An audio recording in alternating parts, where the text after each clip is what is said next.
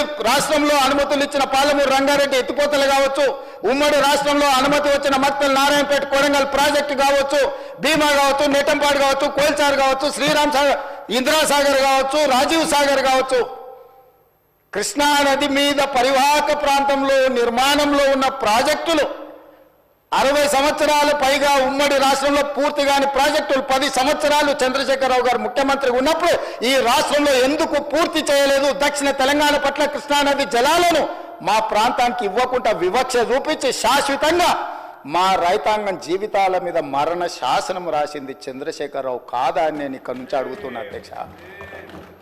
ఇవాళ ప్రతిపక్ష నాయకుడు వచ్చి ఇక్కడ కూర్చుంటుంటే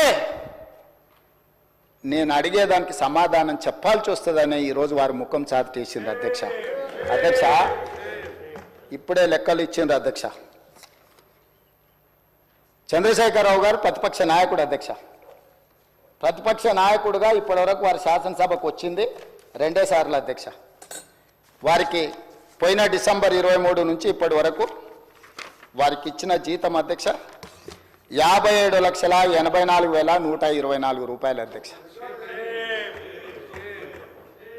శాసనసభ్యుడిగా ప్రతిపక్ష నాయకుడిగా డిసెంబర్ 1, 2023 నుంచి ఫిబ్రవరి 28, 2025 వరకు ఈ దాదాపుగా 15 నెలలలో వాళ్ళు తీసుకున్న ప్రభుత్వం సొమ్ము, జీత భత్యాలు, శాసనసభ్యులు కూడా ప్రభుత్వ ఉద్యోగ అధ్యక్ష తమకు తెలుసు కదా, సుప్రీంకోర్టు తీర్పిచ్చింది.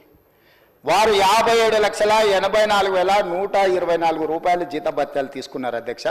2 సార్లు ఇక్కడికి వచ్చింది, ఇప్పటి వరకు ఎక్కడికి వెళ్ళలేదు అధ్యక్ష. ప్రభుత్వ జీత భత్యాలు తీసుకొని ప్రజల్ని గాలికి వదిలేసి తెలంగాణ రాష్ట్రాన్ని కర్మకు వదిలేసిన ప్రధాన ప్రతిపక్ష నాయకుడు ఈరోజు వాళ్ళను ఇట్లా తయారు చేసి రేబీస్ వ్యాక్సిన్ రియాక్షన్ వచ్చినట్టుగా వాళ్ళు వ్యవహరిస్తుంటే ఏం చెప్పాలి అధ్యక్ష? ఇక సెక్యూరిటీలు ఇవన్నీ మళ్ళీ అది సపరేట్గా నేను చెప్పదలుచుకున్న వాటి జోలికి వెళ్ళదలుచుకోలేదు. సరే, కుటుంబ సభ్యుల వల్ల ఆయన ప్రాణ ప్రమాదం ఉంది కాబట్టి ఆయన సెక్యూరిటీ పెట్టుకున్నాడు. సరే, అది సహజం, అందుకే ఆయన దూరంగా ఉంటున్నాడు వాళ్ళకు.